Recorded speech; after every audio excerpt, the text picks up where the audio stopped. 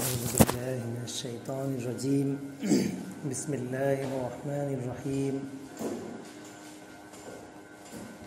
وإذ قال موسى لقومه إن الله يأمركم أن تذبحوا بقرة قالوا أتتخذنا هزوا قال أعوذ بالله أن أكون من الجاهلين قالوا ادع لنا ربك يبين لنا ما هي قال إنه يقول إنها بقرة لا فارض ولا بكر عوان بين ذلك فافعلوا ما تؤمرون قالوا ادع لنا ربك يبين لنا ما لونها قال إنه يقول إنها بقرة صفراء فاقع لونها تسر الناظرين قالوا ادع لنا ربك يبين لنا ما هي إن البقرة تشابه علينا وإنا إن شاء الله لمهتدون قال إنه يقول إنها بقرة لا ذلول تثير الأرض ولا تسقي الحرث مسلمة لا شية فيها قالوا الآن جئت بالحق فذبحوها وما كادوا يفعلون صدق اللہ العظیم۔ پھر وہ واقعہ یاد کرو جب موسیٰ نے اپنی قوم سے کہا کہ اللہ تمہیں ایک گائے ذبح کرنے کا حکم دیتا ہے۔ کہنے لگے کیا تم ہم سے مذاق کرتے ہو؟ موسیٰ نے کہا میں اس سے خدا کی پناہ مانگتا ہوں کہ جاہلوں کی سی باتیں کروں۔ بولے اچھا اپنے رب سے درخواست کرو کہ وہ ہمیں اس گائے کی کچھ تفصیل بتائے۔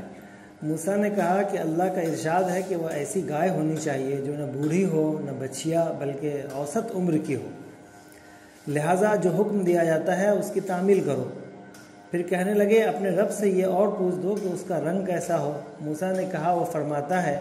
کہ زرد رنگ کی گائے ہونی چاہیے جس کا رنگ ایسا شوخ ہو کہ دیکھنے والوں کا جی خوش ہو جائے۔ پھر بولے اپنے رب سے صاف صاف پوچھ کر بتاؤ کیسی گائے مطلوب ہے، ہمیں اس کی تعین میں اشتباہ ہو گیا ہے، اللہ نے چاہا تو ہم اس کا پتہ پا لیں گے۔ موسیٰ نے جواب دیا اللہ کہتا ہے کہ وہ ایسی گائے ہے جس سے خدمت نہیں لی جاتی، نہ زمین جوتتی ہے نہ پانی کھینچتی ہے، صحیح سالم اور بے داغ ہے، جس پر وہ پکار اٹھے کہ ہاں اب تم نے ٹھیک پتہ بتایا ہے۔ پھر انہوں نے اسے ذبح کیا ورنہ وہ ایسا کرتے معلوم نہ ہوتے تھے۔ اس میں بھی وہی بنی اسرائیل کے ایک تاریخی واقعے کا تذکرہ ہے جس سے وہ لوگ واقف تھے۔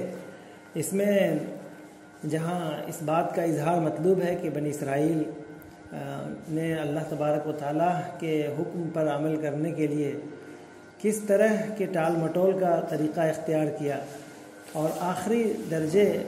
تک کی یعنی اس طرح ٹال مٹول کرتے۔ اسی طرح اس میں اس بات کا بھی اظہار ہے کہ اللہ تبارک و تعالیٰ نے ان پر اپنی حجت تمام کرنے کے لیے تمام طریقوں تمام ممکنات کو استعمال کیا اور ہر طریقے سے ان پر اتمام حجت کیا۔ اس واقعے میں جو ان کے ہاں بہت مشہور واقعہ ہے وہ یہی ہے کہ گائے کو ذبح کرنے کا حکم دیا ایک موقع سے۔ آگے اگلی آیت جو ہے اس میں اس کا تذکرہ ہے وہ وجہ کیا تھی۔ ایک تو یہی اس میں دو وجہ سمجھ میں آتی ہے۔ ایک تو جو اگلا رکوع ہے اس کو اگر ہم اس سے ملاتے ہیں تو یہ معلوم ہوتا ہے کہ ایک واقعہ ان کے یہاں ہو گیا تھا، یعنی کسی کا قتل، اور اس کا قاتل معلوم نہیں تھا، جس کی وجہ سے حضرت موسیٰ علیہ السلام کے پاس جب یہ مقدمہ آیا کہ اس کا قاتل کا پتہ لگایا جائے کس نے قتل کیا ہے، تو حضرت موسیٰ علیہ السلام نے یہ طریقہ اختیار کیا۔ اب اس میں کس طرح پتہ لگایا جائے گا اس طریقہ اختیار کرنے سے؟ اصل میں یہ وہی معروف طریقہ ہے جو تمام قوموں اور تمام لوگوں کے یہاں یہ چیز پائی جاتی ہے، بس صرف شکل بدلی ہوئی ہے۔ وہ یہ قسامہ کا قانون ہوتا ہے، قسامہ کا قانون، یعنی جب کوئی ایسی بات پیش آ جائے، کسی کا قتل ہو جائے اور قاتل معلوم نہیں ہے، یا کوئی بھی برا کام ہو جائے اور کسی کو حلف لے کر بتانا ہے کس نے کیا ہے، یہ بات 10 لوگوں 20 لوگوں 50 لوگوں کے درمیان مشترک ہے اور یہ بات سمجھ میں نہیں آتی ہے، تو اس کے لیے ایک قسامہ کا راستہ، حلف کا راستہ اپنایا جاتا ہے۔ اور ظاہر ہے کہ جو بڑا واقعہ ہو اس کو ذرا مذہبی تقدس کے حوالے سے اس کے بارے میں بات کی جائے تو تقریباً لوگ مذہبی عظمت کی وجہ سے، مذہبی تقدس کی وجہ سے لوگ غلط بیانی سے باز رہتے ہیں، اور وہ تقریباً صحیح بات بتا دیتے ہیں کہ یا تو وہ خود قاتل ہیں اگر مذہب کا حوالہ دیا جائے، مذہب کی قسم دی جائے، یا کوئی مذہبی عظمت کا حوالہ ان کو دیا جائے، تو یا تو وہ خود اگر قاتل ہے تو اپنے ہی نام بتا دے گا، یا کوئی کم سے کم اتنا تو ہوگا کہ اگر کسی کے بارے میں وہ ذرا سا بھی سراغ کو جانتا ہے تو وہ فوراً بول دے گا، چھپائے گا نہیں۔ یہ اس طرح کی قسامہ جو ہوتی ہے وہ ان کے یہاں صرف الفاظ کے ذریعے نہیں کہ میں اللہ کی قسم دے رہا ہوں یا اس طرح کی بات، یا قرآن مجید کے حوالے سے یا کتاب کی قسم، بلکہ جیسے آج کل جو حلف کا طریقہ رائج ہے، کوئی بھی بڑے عہدے پائیے تو آپ کو حلف لینا پڑتا ہے، اور باضابطہ اپنے اپنے مذہب کی بنیادی کتاب کا حلف لے کر یہ بات بتائی جاتی ہے کہ میں اس ذمہ داری کو ادا کروں گا۔ یا اسی طرح عدالت میں بھی جب کوئی بات مشتبہ ہوتی ہے، جج کو بھی یہ بات کلیئر نہیں ہوتی، تو وہاں بھی اس طرح کی چیز ہوتی ہے کہ آپ قسم کھا کر بتائیے، اپنے مذہب کے حساب سے آپ اللہ کی قسم کھائیے، آپ کھا کر بتائیے کہ آپ نے کیا ہے کہ نہیں کیا، یا کسی نے کیا ہے۔ تو ان کے یہاں کیا ہے کہ ایک مذہبی قربانی کی، ایک مذہبی عبادت کرا کر کے مجموعی طور پہ جب یہ واقعہ پیش آیا قتل کا، تو مجموعی طور پہ پورے محلے کے لوگوں کو یا پوری بستی کے جو بھی اس میں تقریباً جن کی اس میں شرکت ہونے کا امکان ہو سکتا ہے، یا جو اس واقعے کے ذمہ دار ہو سکتا ہے، ان تمام لوگوں کو ایک جگہ بیٹھایا گیا اور ان کو ایک قربانی کرنے کی بات کہی گئی کہ قربانی کیجیے۔ اور قربانی کرنے کا مقصد یہ ہوگا کہ اس میں آپ کو یہاں پر اس فنکشن میں بیٹھ کر، اس تقریب میں، قربانی کی تقریب میں یا عبادت گاہ میں بیٹھ کر کے آپ کو اس بارے میں قسم کھانی ہوگی کہ اس کا قاتل کون ہے، یہ بتانا۔ اس کا یہاں پہ حکم دیا گیا، اور وہ وہی قربانی گائے کے حوالے سے۔ دوسری بات یہ بھی ہو سکتی ہے پھر گائے کا یعنی انتخاب، یا اس طرح یہ بات کیوں کہی گئی؟ بعض لوگوں کا کہنا ہے کہ گائے کا انتخاب اس لیے کیا گیا کہ چونکہ جب سے یہ مغلوب رہی، محکوم قوم رہی، تب سے ان کے اوپر جو حکومت کرنے والی قوم تھی وہ گائے پرستش کی شکار تھی، گائے پرستی کی شکار تھی، اور ان کے یہاں اور دھیرے دھیرے اپنے حاکم کے فیشن، اپنے حاکم قوم، اپنے اوپر غالب قوم کے ہر طرز عمل کو مغلوب اپنا فیشن سمجھتا ہے،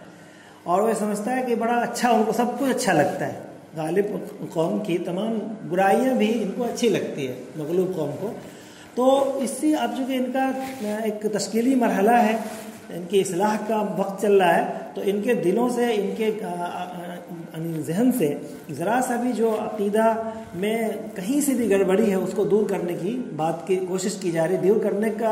کرنے کا حکم دیا جا رہا ہے، یا اس کی اصلاح کا طریقہ اپنایا جا رہا ہے، تاکہ ان کے دل سے جو گائے کی عظمت جو غالب قوموں اور ہمسایہ قوموں سے ان کے دل میں آئی، ان کا جو تقدس ان کے یہاں ذہن میں آیا، اس کو دور کیا جا رہا ہے۔ یہی تقدس کا نتیجہ تھا کہ انہوں نے جب موسیٰ علیہ السلام جب یعنی توریت لینے کے لیے گئے تو 40 دن کے لیے، تو وہیں پر انہوں نے گائے پرستی شروع کر دی۔ اسی طرح خود حضرت عزیر علیہ السلام کے زمانے میں بال پرستی کا ان کے یہاں بڑا سخت قسم کا رواج پیدا ہو گیا تھا، تو گویا کہ بیل کی پوجا ہونے لگی۔ تو یہ عظمت، تقدس ان کا جو غالب قوم سے انہوں نے سیکھی تھی وہ ہمیشہ باقی رہی۔ اب ان کو حکم دیا جا رہا ہے کہ خود اس عظمت کو، اس تقدس کو اپنے ہاتھوں سے ذبح کرو، تاکہ تمہیں احساس ہوگا کہ یہ قابل تعظیم چیز نہیں ہے، یہ تو عام جانور ہے، اور تم نے جو یہ غلط فہمیاں حاصل کی ہیں وہ غالب قوم کے طرز عمل سے حاصل کیا، لہذا یہاں پر اس کا حکم دیا گیا۔ اب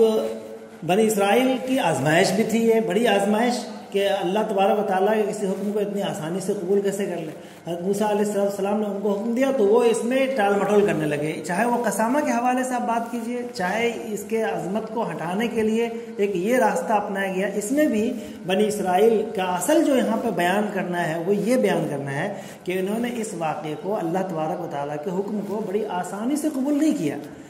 چاہے وہ جس